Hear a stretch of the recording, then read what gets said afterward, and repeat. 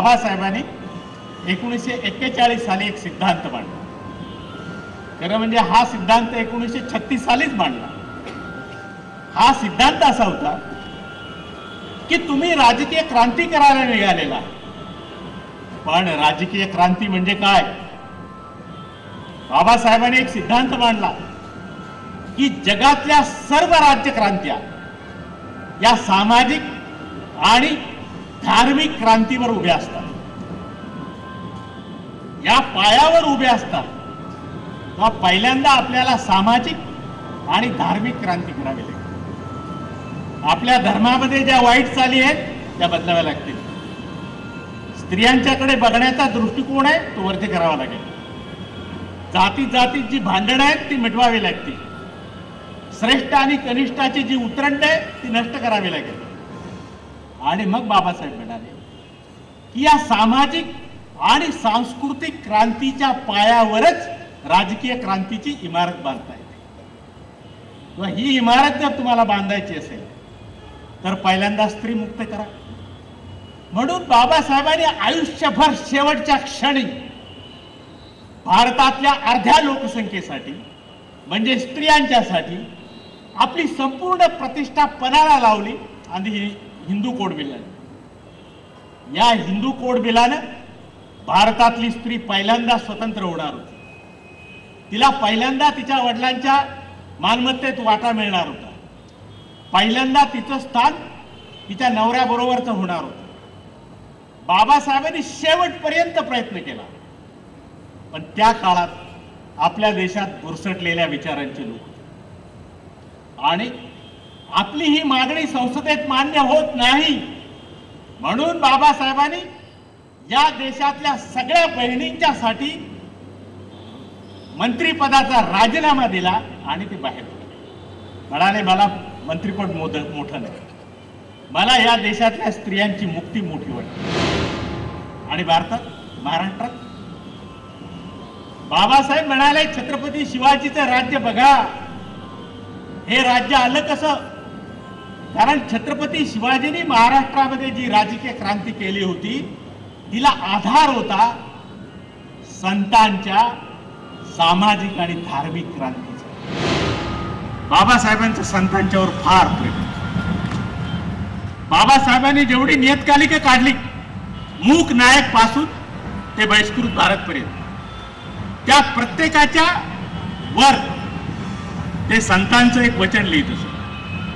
तुकारामाचं वचन असत, ज्ञानेश्वराच्या ओव्या असत. आणि बाबासाहेबांनी संतांच्यावर लिहिताना असं लिहिलेलं आहे की महाराष्ट्रातले सगळे ग्रंथ बुडाले तरी काय मला परवा वाटणार नाही, पण ज्ञानेश्वरी आणि तुकारामाची गाथा मात्र वाचली पाहिजे, तरच खऱ्या अर्थाने मराठी भाषा समृद्ध होते. राजकारणात आल्यानंतर आपण असं बघतो की बाबासाहेबांचं महत्व कशात आहे? काय केलं राजकारणामध्ये? त्यांनी अनेक गोष्टींच्या बद्दल आपले खूप गैरसमज आहेत. हे गांधी आणि आंबेडकर यांच्यामध्ये जो वाद लोकांनी लावून दिलेला आहे हा खोटा वाद आहे. त्याला काही अर्थ नाही. या दोघांचा पत्रव्यवहार जर बघितला तर आपल्याला असं दिसेल की राजकारणामध्ये एकमेकांच्या विरोधी असलेले हे दोन महापुरुष एकमेकांच्या वरती अंतःकरणापासून किती प्रेम करत होते. आणि बाबासाहेब आंबेडकरांचा गांधींच्या जीवनावर आणि गांधींच्या कर्तृत्वाचा बाबासाहेबांच्या जीवनावर अतिशय प्रचंड प्रभाव पडलेला होता की या देशातल्या सामान्यातल्या सामान्य, गरीबातल्या गरीब अशा स्त्री पुरुषांना त्यांच्यात असलेल्या सुप्त गुणांचा विकास कसा करणार, कसा होईल, याच्यासाठी कोणती व्यवस्था आणावी लागेल, हा बाबासाहेबांचा खरा प्रश्न होता. आणि बाबासाहेबांच्याकडे त्याला उत्तर असं होतं की जोपर्यंत समाजवादी समाजरचना भारतात येत नाही तोपर्यंत अशा प्रकारची समाज व्यवस्था इथे येणार नाही आणि माणसाला त्याचं जगणं अर्थपूर्ण करता येणार नाही. बाबासाहेब मंत्रिमंडळात होते. काय काय केलं बाबासाहेबांनी शेतकऱ्यांसाठी? ही लँड मॉर्गेज बँक आहे ना, बाबासाहेबांनी काढली. हे तुमचं LIC आहे ना, हे बाबासाहेबांची कल्पना आहे. या देशातल्या शेतकऱ्यांना पाणी मिळावं म्हणून पहिल्यांदा भारताच्या इतिहासात तुम्ही अख्खा इतिहास बघा, मुसलमानी सुलतानांचा बघा आणि हिंदू राजांचा पण बघा. कोणत्या मुसलमान सुलतानांनी आणि कोणत्या हिंदू सम्राटांनी शेतकऱ्यांच्या शेतीला पाणी देण्यासाठी धरण बांधलं? बाबासाहेब ज्यावेळी केंद्रीय मंत्रिमंडळात होते त्यावेळी त्यांच्याकडे 6 खाती होती. बाबासाहेब खुर्चीवर बसल्याबरोबर पहिल्यांदा बांधकाम विभागामध्ये त्यांनी दामोदर व्हॅलीची कल्पना मांडली आणि सांगितलं की जर हा देश अन्नधान्याच्या दृष्टीने तुम्हाला सुजलाम सुफलाम करायचं असेल तर हा प्रोजेक्ट करायला पाहिजे. एका माणसाने मला एक आठवण सांगितली, ती खरी खोटी मला माहिती नाही, खरी असेल खोटी असेल, पण बाबासाहेब मंत्री होते त्या खात्याचे आणि त्यांनी विचारलं खूप लोकांना की चांगला इंजिनियर कोण मिळेल आपल्याला हे याचा आराखडा तयार करायला. त्यावेळी एका इंजिनियरचं, पंजाबी इंजिनियरचं नाव सांगण्यात आलं. बाबासाहेब म्हटले जा त्याला घेऊन या. 2 माणसं पाठवली, ते गेले त्या इंजिनियरकडे. बरं, आता त्यावेळचा इंजिनियर म्हटल्यावर 46 सालचा, आता ती जात नावाची भानगड आहेच ना आपल्या डोक्यात. ते म्हटले काय? तर ते म्हटले आंबेडकरांनी तुम्हाला बोलवले आणि एका धरणाचा प्रकल्प आहे दामोदर व्हॅलीचा, तो तुम्हाला करायचा आहे. ते म्हणले मी अस्पृश्याच्या हाताखाली काम नाही करणार. ते लोक आले, आंबेडकरांनी विचारले का हो, का नाही आणलं? हा त्याच्याकडे बघतोय, तो याच्याकडे बघतोय. बाबासाहेबांच्या ध्यानात आलं. त्याने त्यांना बसवलं, म्हणले खरं सांगा काय? तर ते म्हणले तो असं असं म्हणला की एका अस्पृश्याच्या हाताखाली मी काही काम करणार नाही. बाबासाहेब म्हणले ठीक आहे, गाडी काढा. तो माझ्याकडे येत नाही ना, मी त्याच्याकडे जातो. आणि बाबासाहेब त्याच्या घरी गेले आणि ज्यावेळी बाबासाहेब प्रत्यक्ष येताना दिसले त्यावेळी याचा थरथर कापू उडाला आणि काहीही एक शब्द न बोलता फक्त आंबेडकर त्याच्या पुढे उभे राहिले. त्याने वाकून नमस्कार केला आणि सांगितलं. बाबासाहेब त्याला एकच म्हटले, मी या खात्याचा मंत्री आहे म्हणून तू येऊ नकोस, तर हा देश अन्नधान्याच्या दृष्टीनं जर स्वयंपूर्ण करायचं असेल तर हा प्रोजेक्ट आपल्याला करावा लागेल. देशाच्या साठी तू माझ्याबरोबर ये. त्याने आंबेडकरांची क्षमा मागितली आणि विचारलं कधी जॉईन होऊ? आंबेडकर म्हणले आत्ता माझ्याबरोबर गाडीत बेस. या बाजार समित्या ज्या आहेत त्या बाबासाहेबांनी काढल्या. शेतकऱ्यांच्या साठी काय काय करावं, सरकारने काय काय गोष्टी कराव्यात याची यादी बाबासाहेबांनी दिली, घटना परिषदेत दिली. हे सगळं केलं तरी आंबेडकर अस्पृश्यांचेच पुढे कोण विचारतच नव्हतं त्यांना. तेव्हा या देशातल्या सामान्य माणसाचा त्याच्यातल्या सुप्त शक्तींच्या प्रकटीकरणासाठी काय करावं लागेल.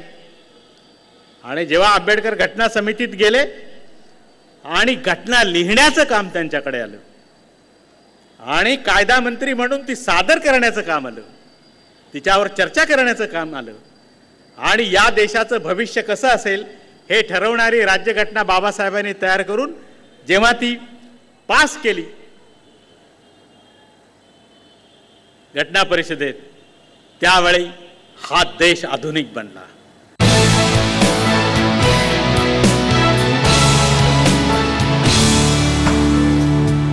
हा देश आधुनिक बनला. या राज्यघटनेचं वैशिष्ट्य काय आहे? या राज्यघटनेचं वैशिष्ट्य असं आहे, आम्ही भारतीय लोक. घटना परिषदेच्या चर्चेमध्ये बाबासाहेबांना असं सांगण्यात आलं की ही राज्यघटना ईश्वराच्या नावाने लिहा. कारण जगामध्ये अशा राज्यघटना आहेत की ज्याच्यामध्ये in the name of Allah, in the name of God अशा राज्यघटनांची सुरुवात आहे. एक भार्गवदास ठाकूर म्हणून एक मोठे नेते होते गांधीवादी, त्यांनी सांगितलं की गांधीजींच्या नावाने ही राज्यघटना लिहा. बाबासाहेब म्हणाले मी असं करणार नाही, अजिबात असं करणार नाही. त्यांना घटना परिषदेत विचारलं की या राज्यघटनेचा केंद्रबिंदू कोण असेल,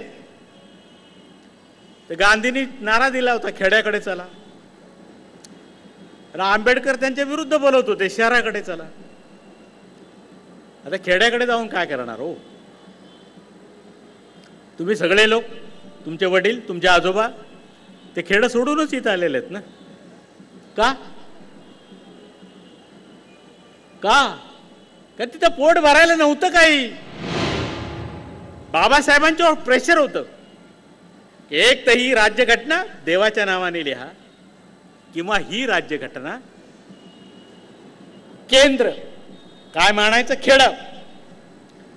बाबासाहेब म्हणाले ही राज्यघटना आम्ही कुठल्याही देवाच्या नावाने लिहिणार नाही, आणि ही राज्यघटना हिचा केंद्रबिंदू मी खेडं पण करणार नाही.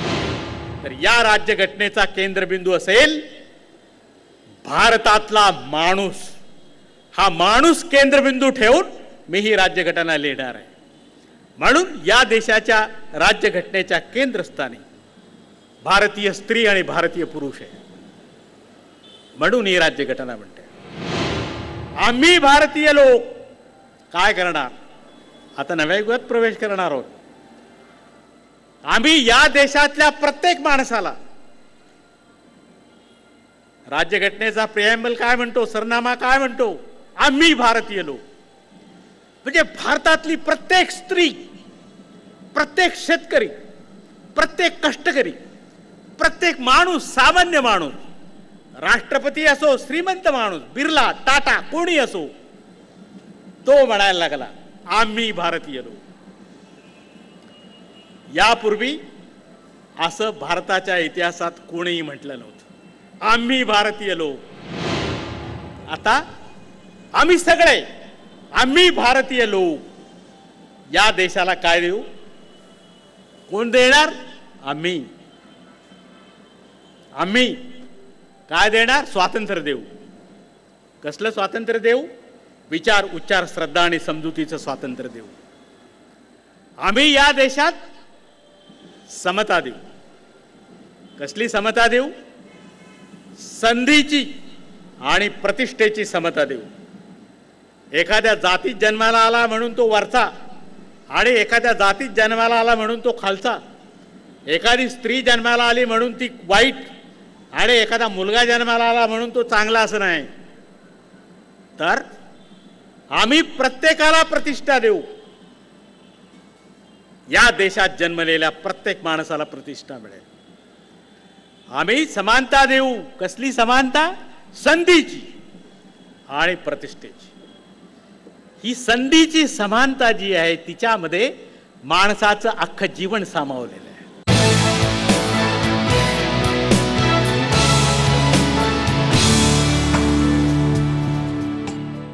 बाबासाहेब म्हणत होते आम्ही भारतीय लोक काय करू? समता देऊ. कसली? संधीची आणि प्रतिष्ठेची. आम्ही न्याय देऊ, सामाजिक आणि आर्थिक. आणखीन काय करू? आम्ही बंधुता देऊ. या देशातल्या दोन जाती कधी बंधुतेने राहिल्या नाहीत. पोट जाती पण बंधुतेने कधी राहिल्या नाहीत. तर व्यक्तीची प्रतिष्ठा आणि राष्ट्राची एकात्मता यांच्यात एक दुवा करणारी, सांधणारी अशी समता देऊ, बंधुता देऊ. आणि या भारताचं ऐक्य आणि एकात्मता टिकवण्यासाठी आम्ही प्रयत्न करू. पुढे लिहिलंय की ही राज्यघटना, पुढे काय लिहिलंय? ही राज्यघटना आम्हीच आम्हाला देतो आणि आम्हीच ते स्वीकारतो. तेव्हापासून या देशातला सामान्य माणूस या देशाचा नागरिक बनला आणि या देशाच्या भवितव्याची चिंता वाहणारा एक माणूस बनला. तेव्हा हा देश जगाच्या पाठीवर जर महान व्हायचा असेल, आणि बाबासाहेबांचं हे समतेचं स्वप्न, हे केवळ अस्पृश्यांचं स्वप्न नव्हे. आज बाबासाहेबांच्या नावाने आणि विशेषतः गेल्या वर्षामध्ये संपूर्ण जगाने युनोमध्ये बसून 175 राष्ट्रांनी एकत्रित येऊन बाबासाहेबांचा 125वा जन्मदिन साजरा केला. आणि जाहीर केलं की 20व्या शतकातल्या आणि 21व्या शतकातला मनुष्य जातीचा हा सगळ्यात महान प्रतिनिधी आहे. यांनी गुलामगिरी नष्ट केली, यांनी माणसासाठी, स्त्रियांच्यासाठी आणि विषमतेने पीडित झालेल्या लोकांच्यासाठी आपलं अख्खं आयुष्य दिलं. तेव्हा आज बाबासाहेब जागतिक स्थानावर जाऊन बसले. आपला देश पूर्वी बुद्धाच्या नावाने ओळखला जात होता, त्याच्यानंतर तो महात्मा गांधींच्या नावाने ओळखला गेला 20व्या शतकात, आणि 21व्या शतकात तो जग आज बाबासाहेबांच्या नावाने ओळखला जातो, भारत. जर कोणाला असं वाटत असेल की हा देश घडवण्याचं काम गांधींनी, जवाहरलाल नेहरूंनी आणि बाबासाहेब आंबेडकरांनी केलेलं आहे, हे 3 महापुरुष या देशात जन्माला आले नसते तर आजचा भारत आजचा राहिला नसता. एक तर तो मध्ययुगात गेला असता पाठीमागे, जुन्या व्यवस्थेचं पुन्हा पुनरुज्जीवन करून, किंवा इथे फॅसिस्ट लोकशाही वगैरे काहीतरी फॅसिझम आला असता, इथे लोकशाही आली नसते. म्हणून ज्या गांधींच्या नावाने, ज्या नेहरूंच्या नावाने आणि ज्या बाबासाहेबांच्या नावाने हा देश ओळखला जातो, त्याची ओळख पुसण्याचे प्रयत्न चालू आहेत. पण माझी अशी खात्री आहे की जोपर्यंत ही राज्यघटना आहे आणि जोपर्यंत इथल्या माणसामध्ये सतत विवेक बुद्धी आहे, तोपर्यंत तो ही ओळख पुसू देणार नाही आणि त्याच्याऐवजी इतर कुणाचाही शिरकाव तिथे होऊ देणार नाही. याच्यासाठी जर तुम्ही जपलात, याच्यासाठी जर तुम्ही प्रयत्नशील राहिलात, तर हा देश जगातला एक महान राष्ट्र म्हणून, आणि नुसतं महान म्हणजे श्रीमंत राष्ट्र नव्हे, तर या जगातलं एक महान परंतु सुखी, समृद्ध आणि अहिंसेच्या पायावर उभं असलेलं, मैत्रीच्या पायावर उभं असलेलं, एक नीतिमत्तेच्या पायावर उभे असलेलं राष्ट्र आपण निर्माण करू शकतो.